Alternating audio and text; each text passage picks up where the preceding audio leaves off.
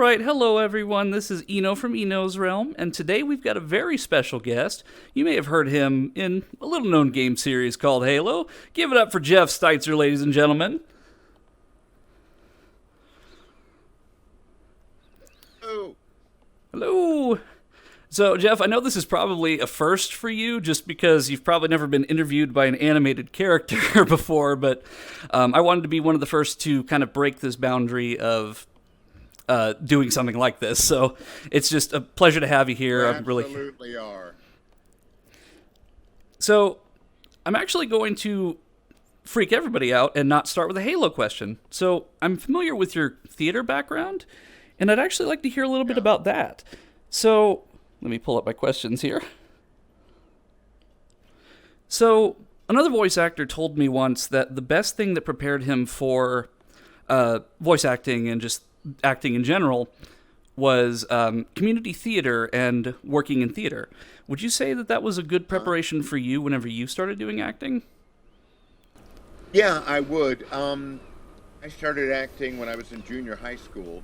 I'd been sort of goofing around before that, and, doing funny voices and all that sort of thing.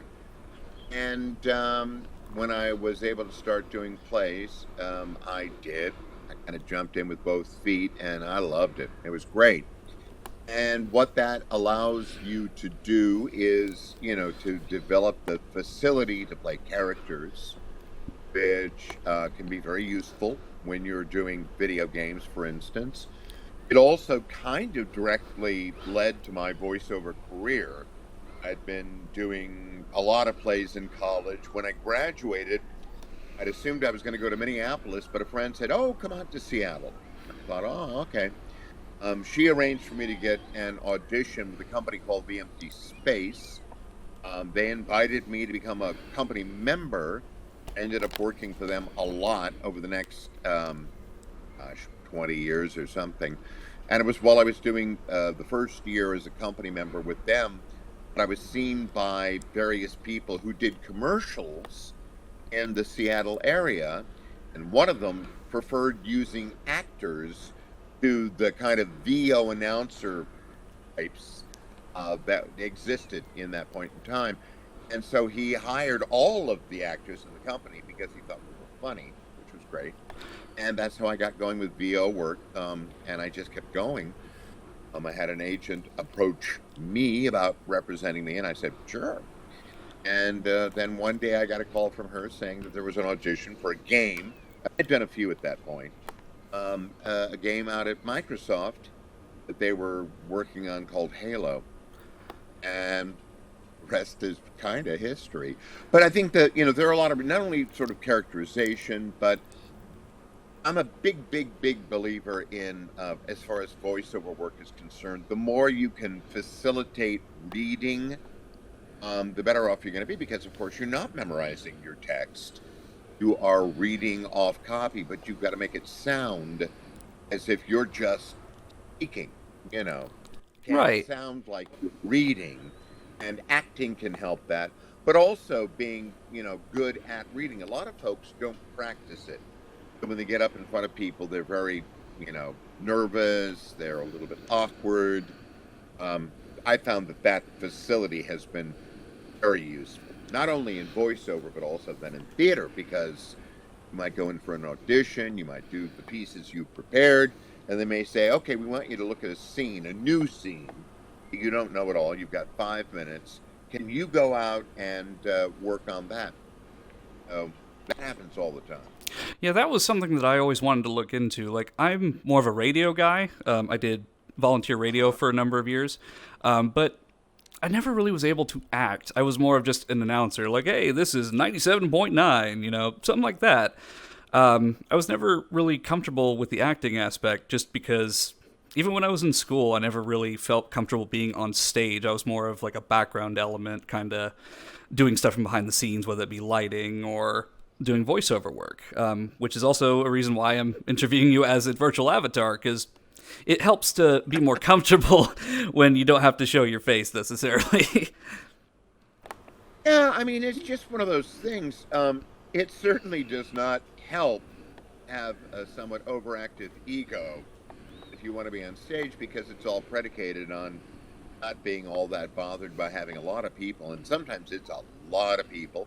You know, I've worked in theaters where there were audiences of 2,000 folks, Ooh. and yeah, and so that can be a little bit daunting, but it's never really bothered me all that much. I don't know why. You know, as I say, I think I've got a very healthy ego, but also I love doing it. Part of the other thing is that where actors often go wrong is if you're worrying about yourself, that's when you're going to run into trouble. And a lot of actors work from the point of view of, what do I need my character? What do I want? What am I going to, what's my objective? All those things that are self-centered. And if you're in your head thinking about all that stuff, you're not really present on stage, when in fact, your performance is standing right across from you, talking to you. It's your partner. All you have to do is listen to them and respond to them as you probably would, more often than not, in life.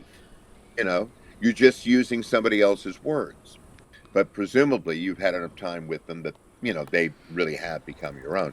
I think all of that helps a lot.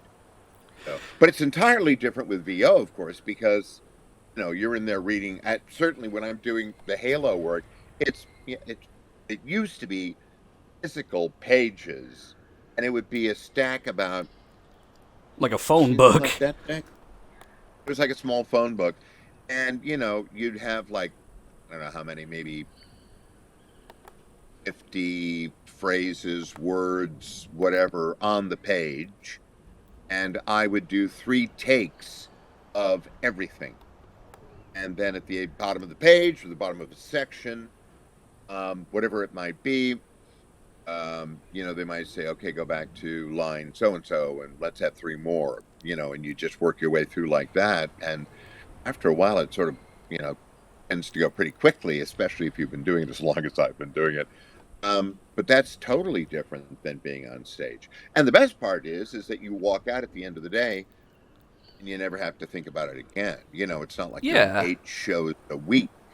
That's the part of acting on stage and that I'm no longer as excited about, is just the drudgery of a long run, and a lot of time on stage, and remembering all your lines and being attentive, being present. That's hard for me any longer. See, the way that you mentioned it is very similar to the way that martial arts is. Like, they tell you to focus, like, on nothing. You just are. You don't think, basically, just act. So it's kind of very similar how, like, different arts, like martial arts, acting, and theater, like, all of them kind of mend together in a really nice way. So that's really interesting to hear that, You're Jeff. doing it right. Yeah. If you're doing it right. Excuse me. Oh, no, you're fine. So another theater question I have for you is, recently I've been getting into Lin-Manuel Miranda's performances in Hamilton. What do you think about his performances? Like, he is, like, really bridging the gap between Broadway and Hollywood in a way that is just really incredible. Well, I don't think you're allowed to ever say anything critical about Lin, because my understanding is, and I've got a lot of friends who know him quite well, he is maybe one of the nicest human beings on the face of the planet. And while I don't think he's necessarily the world's greatest actor at the moment, because it's really something that it's still fairly new for him. I mean, I think he gets better with everything he does. I was watching the film they made of Hamilton on Disney Plus, Broadway production, and it's interesting. I'd seen it on stage, and I'd sort of thought, oh, this is interesting. Seeing up close really, really helped the experience, made it a little bit more intelligible. But the other thing that became very apparent is that the character of Hamilton, this musical, is just like Jesus Christ Superstar. You realize that, right? I was saying that I think, Lin-Manuel Miranda knows musical theater backwards and forwards, and I can't help but think that he was somewhat influenced not only by 1776, which is all about the founding fathers, but from a very conventional although somewhat surprising viewpoint. I also think that Jesus Christ Superstar had an impact on this as well, because like that, it's almost entirely sung through. Like that, you've got a character who is supposed to be supporting, who in many ways is the more dynamic character. That would be uh, Aaron Burr, the part that Leslie Odom Jr. plays. And in the center, you've got a protagonist who's a little underdeveloped. You know, Jesus as a character, there's not a lot going on there unless you've got a very charismatic actor playing it. Well, that's kind of the same way with Hamilton. You know, it's like what makes it work really, really well is Lynn, because he is so likable. When you look at all the incredibly stupid things that Hamilton did, you know, you sort of should want to just slap him, but because it's Lynn and he's so likable, you end up caring instead. Yeah, I mean, I think he's an amazing phenomenon, and I say I've got friends who also write musicals and have done things with him, and everybody adores him. Yeah, I mean, he's just amazing, you know?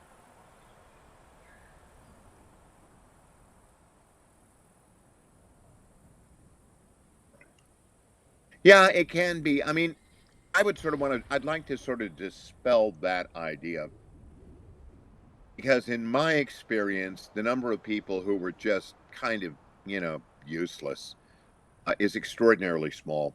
Most people I've worked with over the almost 50 years I've been doing this have been fabulous people, smart. Theater people, in my experience, are generally very, very smart people, have incredibly vast interests that always surprise me. I had a very, very dear friend who sadly just passed away about a year and a half ago. And he loved Sam Cooke. He also loved opera. You know, and you just looking at him, knowing him, you just never suspect it. I've got another friend who's been an actor most of his career, but he's also an Egyptologist, and he can read, yeah, can read hieroglyphics. You know, stuff like that. It's just crazy. The number of people who could build your house for you, or on and on and on and on and on. Just really interesting folks, and nice folks, and mostly generous folks. When you do run into the ones who are only concerned about themselves, and they exist, you just hope that you're not going to have to work with them more than once. And hopefully that will be the case.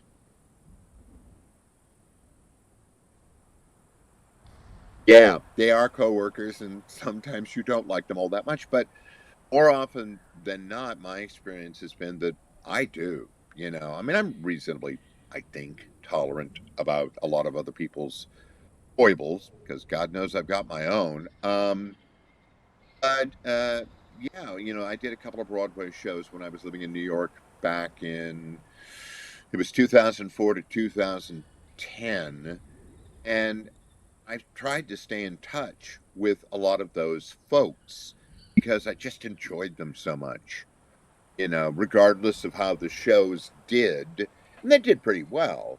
What was really great was just getting to know all these incredible people. It was very, very cool. Uh, but yeah, Jeff, like, theater has always just fascinated me, just because without theater, we wouldn't have a lot of things that we have today, such as television and uh, really most entertainment media. Um, Mm.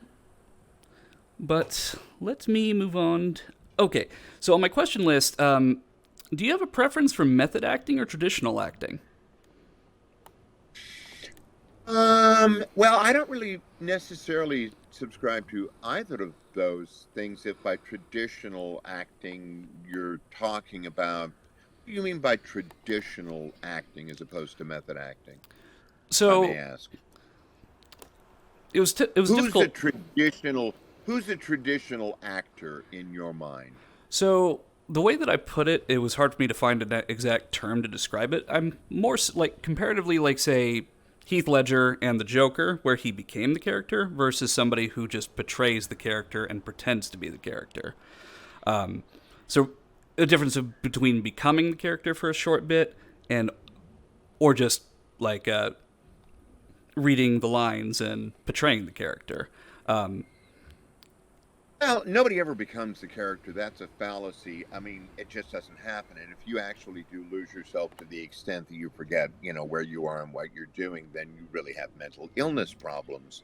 And you shouldn't be acting. You should be seeking therapeutic help, because it just doesn't work that way. Anybody who's ever done it for any length of time, I mean, you can't ignore, for instance, when you're on stage, that you're standing there in front of maybe a couple thousand people, right. because some they'll laugh and you better stop and let them respond because they're part of the performance.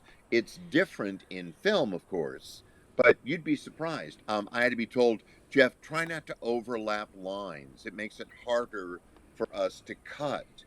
So, very unnaturally, for all the method actors out there working, you have to kind of be thinking technically, right, about that, among many other things as well. For instance, when you walk into a shot, you have to end up, there's generally a little X on the ground that you have to hit, right? So you've got to sort of have walked that out so you don't have to look down and, see it approaching. But you have to know how many steps you have to go to be there. Otherwise, you'll be out of focus. This Oh. notion you can ever kind of just lose yourself, and I just think is bogus. And I think there may be people who you know love that and don't do anything the same way twice. Directors like actors who do that, because it gives them more things to play with. Sometimes it's one of the reasons why films are so weird. It's like, who edited this? The one Right. shot doesn't line up with the next shot. Well, they didn't give them any, they weren't doing any continuity in their performance. So, method acting is also, it's such a huge thing. There's a new book that came out recently, which is quite interesting, called The Method. And when we talk about the method, people generally mean what Lee Strasberg did at the Actors Studio. He based everything that he was doing on some of the earliest discoveries of Konstantin Stanislavski, who never called what he was doing a method, was more a system that he was developing. There was never any, I've got it, it's done. He continued developing it to the end of his life. And we just never knew about it because the Soviet Union closed everything down.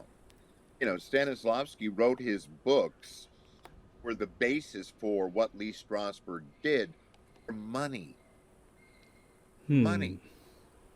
That's what he wrote them for. So they're a mess. And then they had to be translated, and the publishers cut them like by half. He wrote so much more. It's only recently that we have the full text that he originally wrote. We've never had it before until the last 10 years. When was it written? In the 1920s. Oh, so this would have been. I don't know my history off the top of my head. This would have been, I think, before or after the Russian Civil War, something like that. Well, actually, it happened after the Russian War. Yes, after that. And the Soviet government came in being. And even that was also had a huge influence on what we know about Stanislavski, because when the communists took over, they basically did not much stock in religion or any kind of spirituality, and Stanislavski had a lot of sort of woo-woo spirituality in his work. He was very interested in yoga and things like that, and that was all suppressed. And eventually he was put under house arrest, and they Oh. controlled what got out. He was allowed to work on things, but all the things that he thought about it, they didn't get out till 40 years later. And it was only because there were certain students of his, some of whom were very much staunch, Soviet apparatchiks, and others who were not. We got, some idea of what he'd been working on at the end of his life. And it's nothing like what Lee Strasberg did. I mean, the problem there was it was very limited. It was like, it's all you have to do is feel it. You just have to feel it. And as Tyrone Guthrie once said, when the actor he was working with kept crying and he kept asking them not to do that, the person finally responded by saying, "But I'm feeling it." And he said, "You fool, your job is to make the audience feel it." That's beautiful. I love that. It's sad, but I think he's right. I mean, if you think about it, so often, it's when people are trying not to fall apart that we're most moved because we know the struggle they're going through. We've all experienced it, whenever we've had something tragic in our lives. Yeah, I mean, so in terms of which approach is better, what I'm most interested in, even more than Stanislavski, because the other thing that people should know about Stanislavski was that he was dyslexic, Oh, so he had a hard time memorizing lines. It's no surprise he got interested in subtext because that was something he could control, because that was what he was thinking his character was thinking, not what the author had written the character to say. So, it was an interesting thing. And a lot of the work that he did was a way of basically controlling. He was a director, of course, as well, was controlling the actors' performances. so So, what? there a lot of it just stuff people don't know. One of my chat members actually, by the name of Cranberry, made a really good point about the method acting statement that I made. Some actors really do, Yeah. in a way, become their character, like Leonard Nimoy, who knew he was not literally a Vulcan, but he was so symbolic. He was so symbolic of the character. He was almost one and the same. His struggles with those identities are chronicled in his two books, I Am Spock and I Am Not Spock. What do you think about that? Well, we're talking about something slightly different, and I think that has less to do with Leonard Nimoy. You know what I mean? It's like, yeah, sure, you play a character for over the length of time he did, because remember, the original series lasted, what, 1 year, 2 years? Very, Did very not have a long minimal.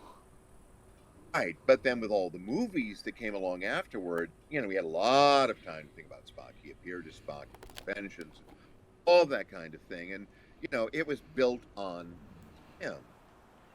The things where you see that happening is, for instance, I was talking about Hamilton earlier and Lin-Manuel Miranda. It's kind of like he built that for himself, his strengths. So when other people do it, they're not just playing the character, they're playing Lin-Manuel Miranda's realization of the character. Well, Leonard Nimoy, the character was built on him. He didn't create Spock, obviously he played him and had a lot of input about the character and what he might or might not be able to do.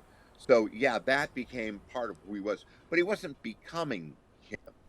And a lot of the perception, what you're talking about, that difficulty of separating yourself from it, has more to do with the culture and the people who don't want him to be other characters, aren't willing to go along with him when he tried to do other things. That happens all the time.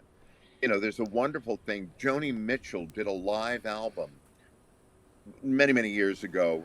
Shadows and Light was the name of the album. And people were shouting out songs they wanted her to sing. And she stopped and she said, nobody ever asked Vincent Van Gogh. They never shouted out to him, "Hey man, paint Starry Night again." Because it wouldn't be art at that point. Well, I mean, what it does is it basically, a lot of people didn't like it when she moved into jazz and more poetic stuff and was no longer doing the circle game. Almost any creative person will face that. You do something, you do it very well, people love it, they want more. They don't want different. They don't want, they want it to be more of the same more often because, it's like a first taste of ice cream. You just want it to taste the same or even better as you go along. You don't want it to taste different. You don't want it to taste like asparagus, Right. But I think that's the way it is for someone like Leonard Nimoy. The problem wasn't him. The problem was other people's perception of him and their willingness to say, well, let's see what happens when, as he did, he tours in a show where he plays Vincent van Gogh. They were there because he was Spock. You know what It I mean? it's That's kind why of they like came. it's kind of Hopefully, it's kind of like Daniel Radcliffe, for example. He was forever branded as the boy who lived, as Harry Potter, but he went into numerous different things, like theater. He did the Weird Al film recently, and he's fantastic. we've Like done tons of. he is an incredible actor, and I really feel like he's risen above that expectation of him being the Harry Potter Absolutely. actor.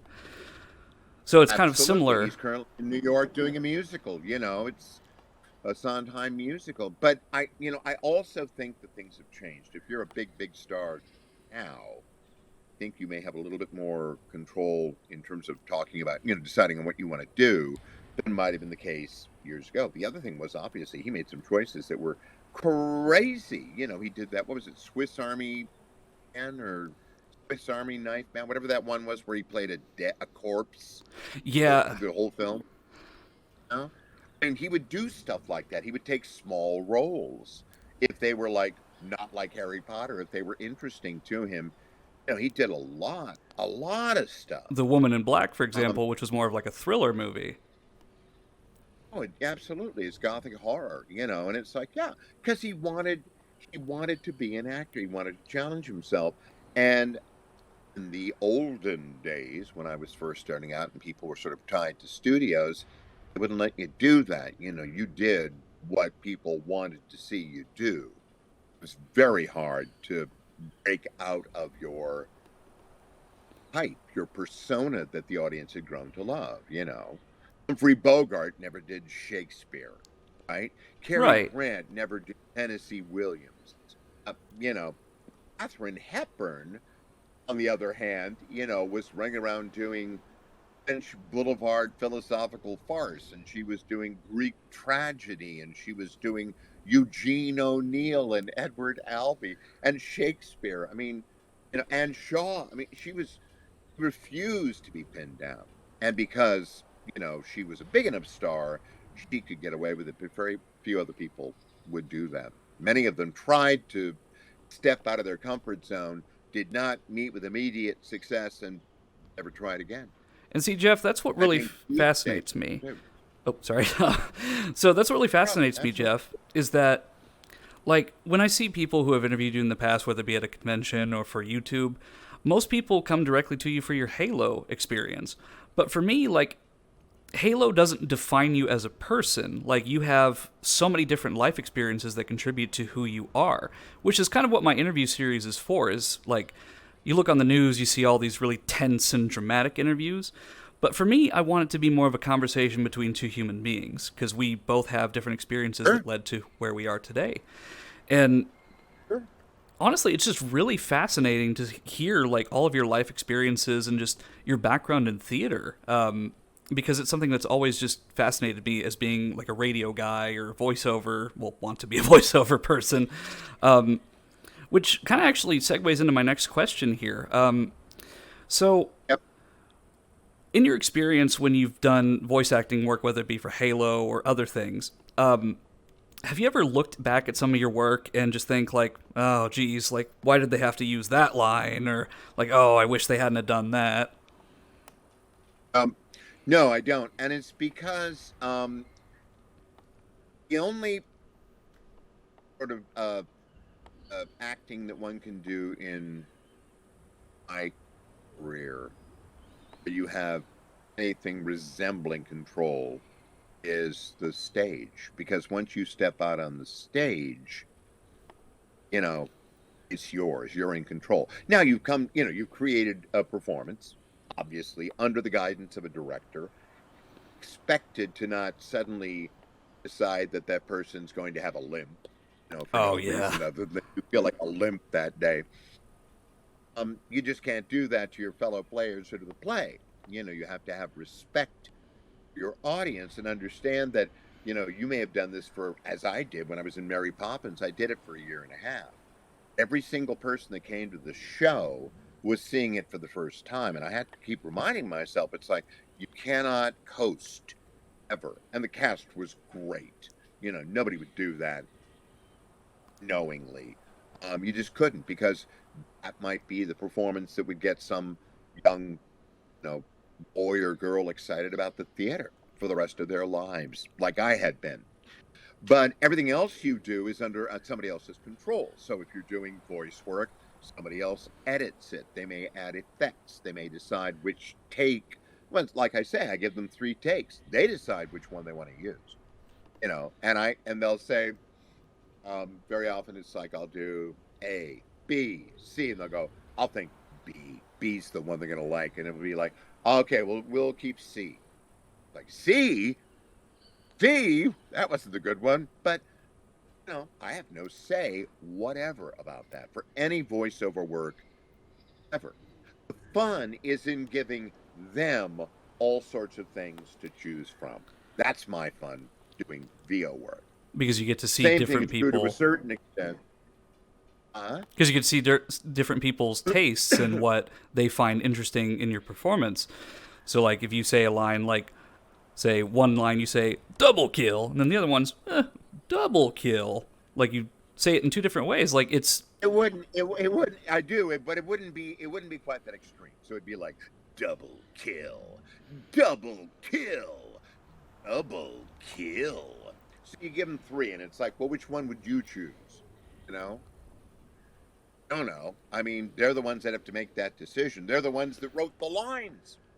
Because whenever we did it, there was always an engineer in the room, but the writer was the person directing the session.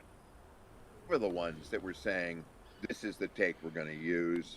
Jeff, can you try saying it this way or whatever? Or here's a bunch of new lines that we've written for you. And, they're in control. I'm not, in that sense. Same with film and TV. It's not a case of, I get to choose ever. Somebody else does. It's just the way it is. yeah. So I think for me, ever knowing how these things are going to turn out, sometimes you'll see it and you go, that was the shot they chose, or that was the take they, okay, So you just kind of like they're let putting it it roll all off the together. shoulder. Yeah, absolutely. Oh, I'm very well aware of what I'm being paid to do, and where I have freedom. And Okay. it's not film and TV. It isn't film and TV. So that kind of segues into some of my next questions here. Do you ever just do like the Halo voice in public, or like in certain circumstances, like say you go to a restaurant or something and you order something in the voice? Like, is that something that you just do, or? No. What tends to happen is that somebody might more and more, because I've been doing cameos and going to conventions. People have had a chance to see me. Prior to that, nobody knew what I looked like. There's been speculation over the years, and some of it's quite hysterical, in terms of what they thought I might look like. And then when things started to pop up online, it's kind of like, oh, white bald guy? What? They had no idea. But yeah, that's me. No, I don't. But now, occasionally, people will say, are you that guy that does the voice in that game? And I'll go, yeah, I am. And it's like, oh my God. And, and then they'll ask me to say something, and I'll go, yeah, okay, Or occasionally, if I'm explaining what all the fuss is about to somebody, I might do, one of the lines just to say, this is what I'm doing. Because a lot of my friends still don't understand that I don't know that I do the game. All the people that are as old as me, they don't necessarily have a clue. They aren't playing video games. Right. That was several generations after we came along. We didn't have them growing up. We had baseball and football. Oh, you had to go outside to have your fun. So you get the stick. Played with bottles and stuff. Yeah. Totally different experience. But no, I don't go running around, sort of like to draw attention to myself. But when people ask me to, I generally will go, sure, I'll say stuff, why not? So it's something that really humbles you then. Oh, absolutely.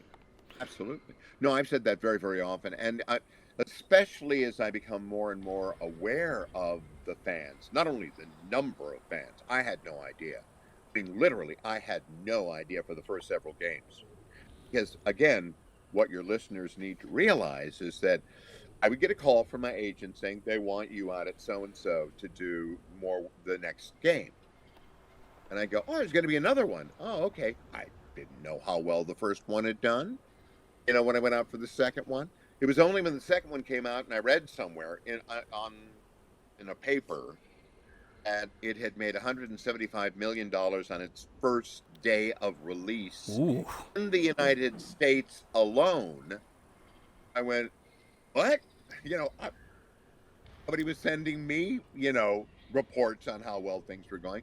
I would go in, I would do my lines, I'd have a good time, chit chat with the folks, say hello to Marty, and catch up a bit, and then I go away 3 or 4 years, and then I go back in and do another one. That's how it worked. So I was totally oblivious to it until at one point I did start putting it into my bio for theater, and people would read that and they go, "What do you do in Halo?" And I'd say, "Well, I'm the Voice of God multiplayer announcer." And they're like, "No way!" And it's like, well, yeah. And then you get sometimes some very dramatic responses, and it's like, oh, okay. Then as this is going on, you hear enough people say, "You were the voice of my childhood." Mine You included. start to Well, then you start to think, holy cow, this is so much bigger than I ever understood. I just didn't know, you know? Now that I do have more of a sense of what the game has meant to people, I'm absolutely blown away. I'm incredibly grateful because it's something I've been able to do for over 20 years, which is great. Not many jobs do that. And as you say, I'm incredibly humbled that it's had the impact it has. It isn't anything, I didn't go into there going, I'm going to see if I can't do something that's going to, have a huge impact in people and last for 25 years. And just It think, just Jeff, happened. like when you first did Halo 1 back up, because I'm not sure exactly when your recording sessions were, whether it be in 2000 or 2001, but now I'm literally interviewing you from the game world. Like in the background is literally Halo. So that just shows you how far No. technology has come. Oh, yeah. And I remember going in the very first day that I recorded. It was very odd because, again, I did not know what this was. Nobody knew what it was. It wasn't yet what it would become.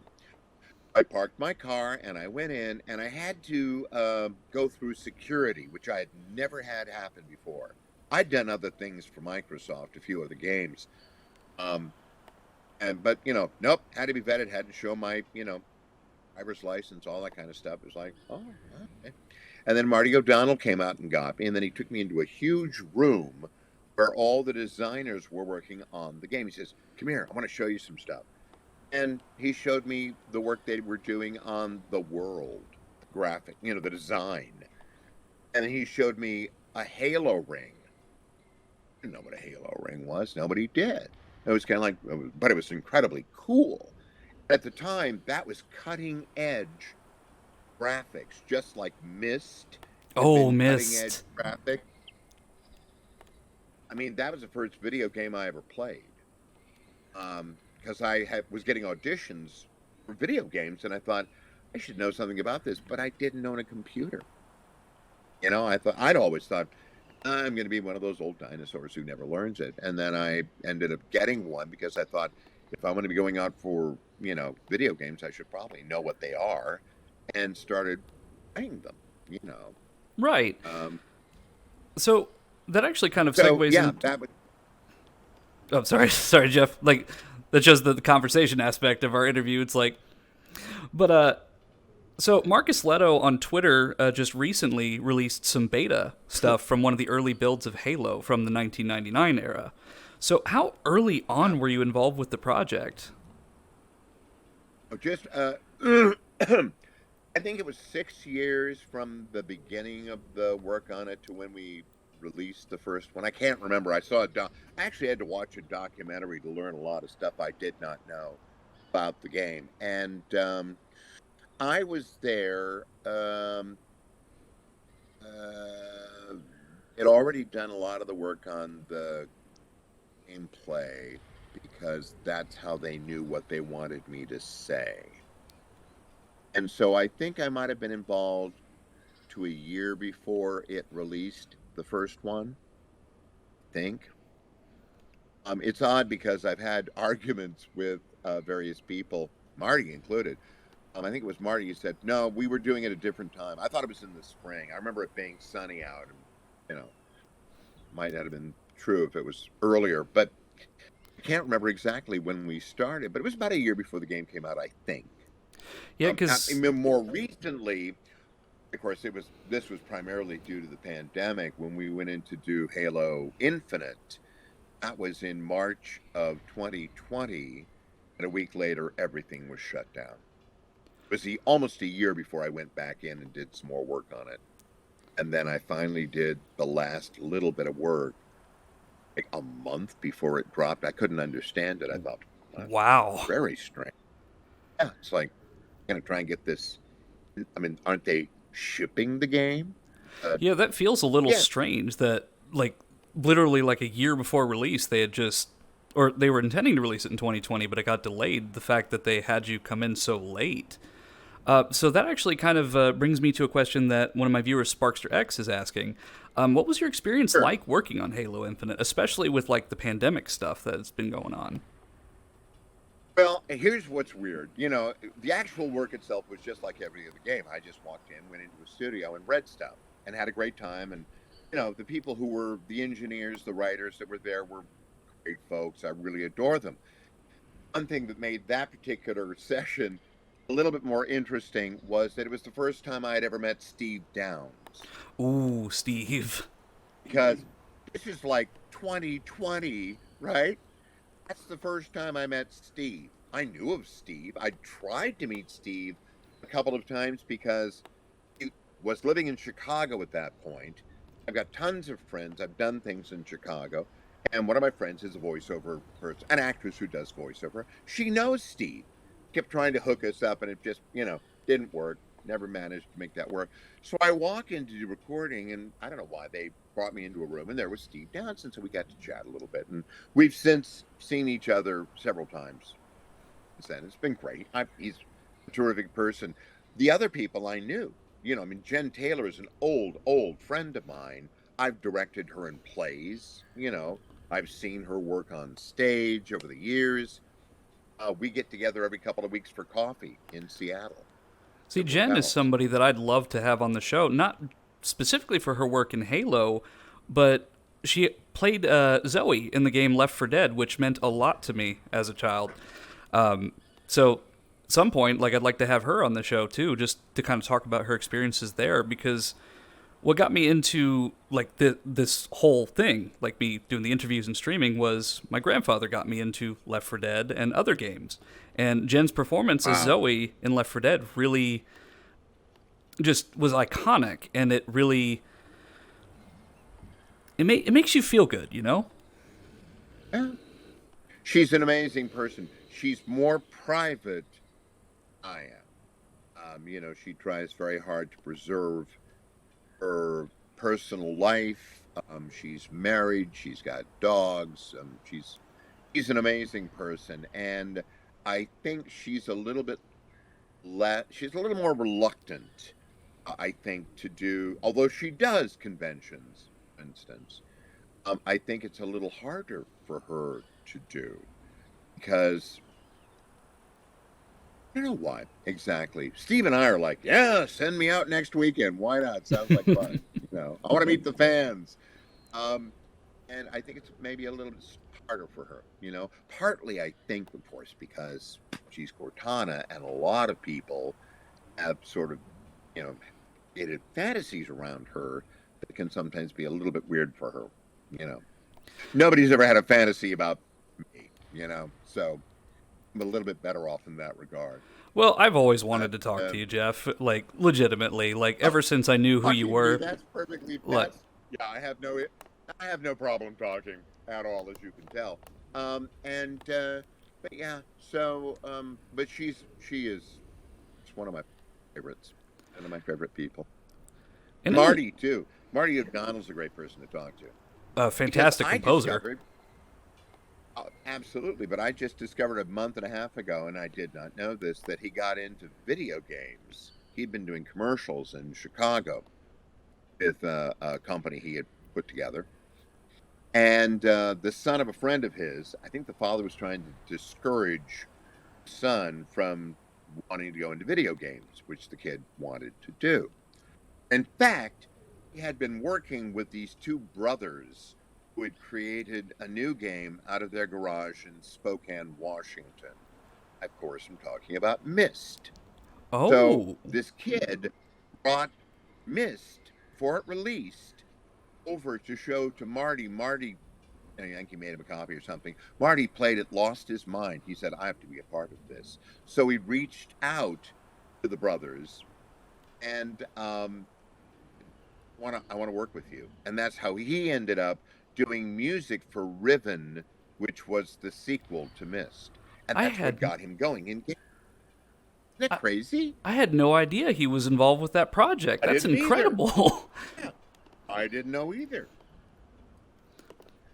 Yeah, that actually That same. makes me curious. So like the guys at Bungie, like Mark Sleto, Jason Jones, Marty O'Donnell, like save for Marty, as you've already mentioned, do you still keep in contact with any of those people?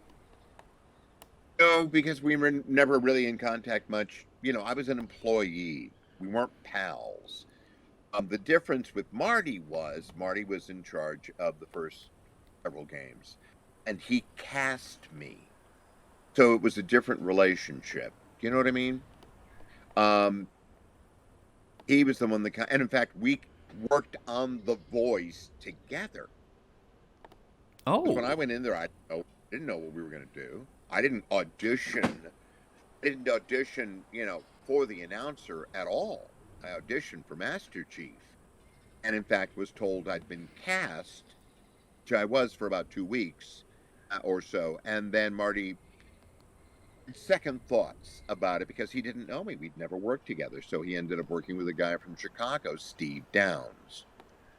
And then they offered me the announcer, and it was like, oh, okay.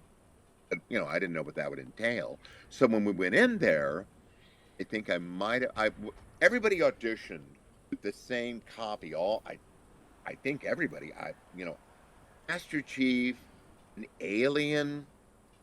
I just remember doing some weird voice for the alien, and then everybody had to uh, uh, uh, sound like they were being eviscerated or blown up or shot or something. We had to scream and die and death do stuff scenes, like that. basically. That was the end of every audition because they knew if the actors really went full out, they would crash their voices, which many people did.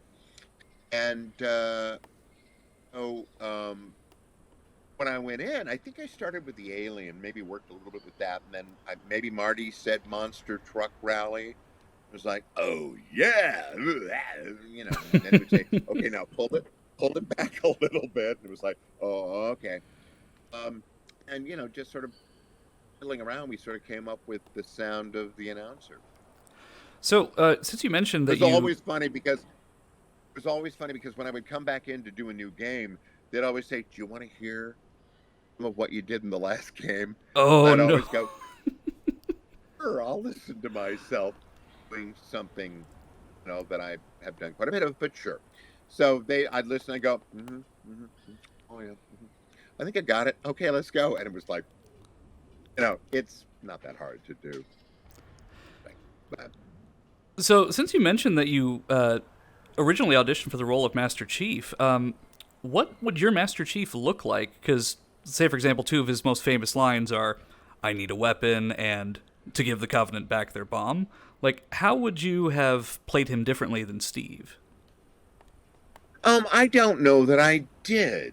I mean, I expect I kind of, gave him some kind of something that was not as good as Steve. I mean, obviously, I think he is.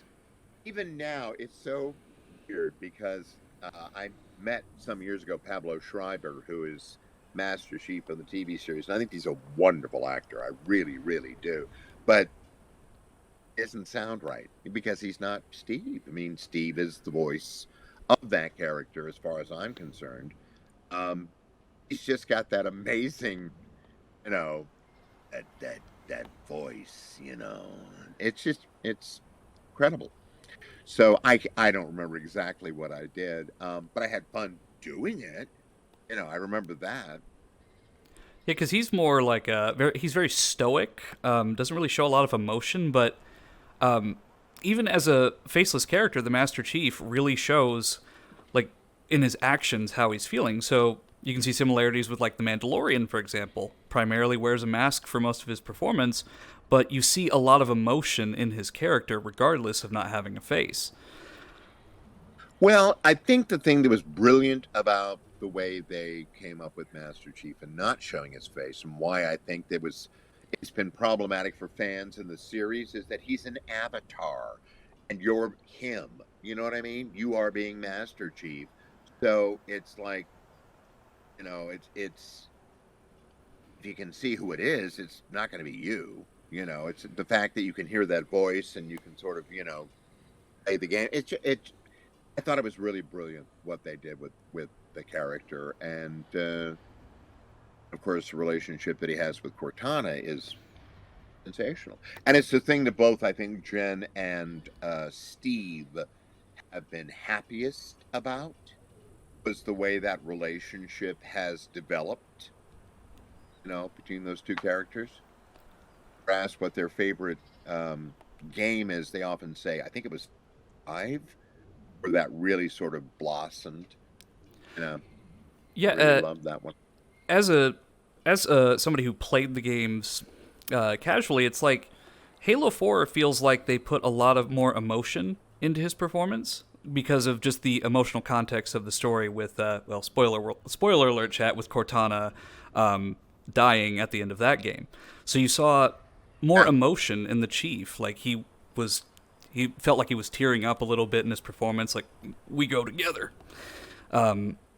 Versus, like, in Halo 2 and 3, where Chief, regardless of what's going on, he's just, like, straight stoic and to the point, regardless of the situation that he's in.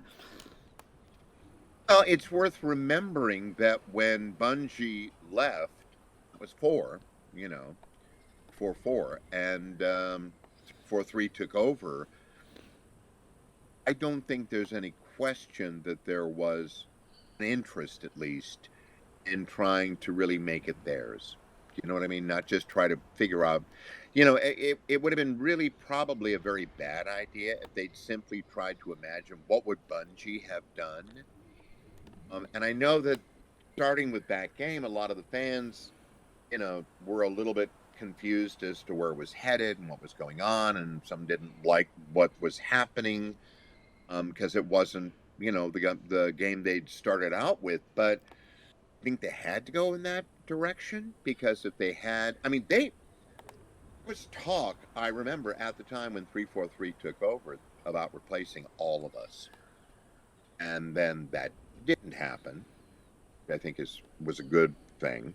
But it's tricky. It's like, so funny when I saw the new Indiana Jones movie, which is the only one to have a different director, not Spielberg. Whether you like or don't like any of the Indiana Joneses, there are certain things that Spielberg is pretty brilliant at, you come to expect. And then a new director comes in and has different things they want to sort of emphasize, and you're going, why are we talking so much? Right. Why are they telling us about their feelings? Come on, more action sequences. Like George Lucas versus J.J. Abrams. Absolutely. J.J. Abrams, me, with The Force Awakens, was that his first one, I think? Yeah. I'd say for about two-thirds of that movie, I was like, I was there with him. It's kind of like it moved. It moved. It was great. That's what Lucas and Spielberg were able to do. You look at those early indies and their early Star Wars, and it's like they don't stop for breath. There are little tiny pauses, and fun banter, but then boom, they're right off again. And movies, think about all the 3-hour films now where you sort of go, for God's sake, let's get going. You know, was never a problem with them. Um, so yeah, but I mean, you know, Spielberg, I suspect, felt he had done what he could do. You know, he wanted to be there to executive produce, but he had all of these other projects he was, you know, involved in and wanted to focus on. You know, that's just what happens. And so for Halo, you know, the fact that the 343 people were coming in, I remember it was a little bit complicated for me because the person who was directing, when I was first called in, I was given a big pile, you know, Phone again, a book. script. But it was like, okay. And we had 4 hours, which is pretty much what I was hired. You know, I'd be hired 4 hours at a time, which is standard on this contract. And after those 4 hours, I thought normally I would do that stuff in an hour. I mean, because I'd done it so many times, it was like, yeah, I'm just zip through it. And they're always amazed. It's like, my God, we got out early. And it's like, yeah, great. How about this one? The very first session, you've probably done like 3 pages after 4 hours because, you know, the person in charge kept saying, you know, asking for different things and different takes and, you know, giving me line readings, which had never happened before and that kind of stuff. And, you know, it was like, what's going on here? Then we came back the next time and we did the rest of it in like, you know, 4 hours or whatever. But so there was a little bit of a, you know, getting to know each other period. I think we've pretty much got everything that we needed to kind of get out of the way, because I know that you do have some things you've got to do, and unfortunately it looks like technical difficulties are plaguing the both of us tonight. So I think I'll go ahead and end the interview here, Jeff. Really, thank you so much for popping in, even if I can't physically hear you. Exhibit took me to another page. I'm afraid we just won't have time to fix it and continue.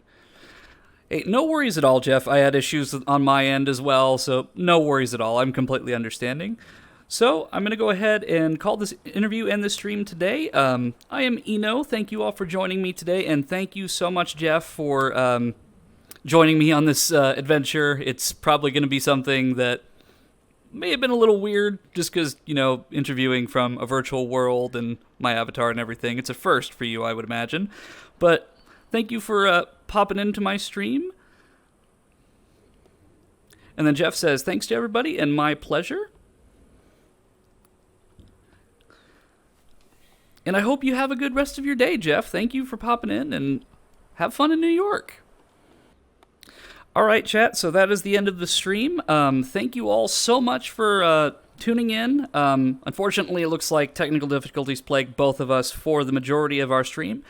So, hope you all have a good day, and I will see you in the next one.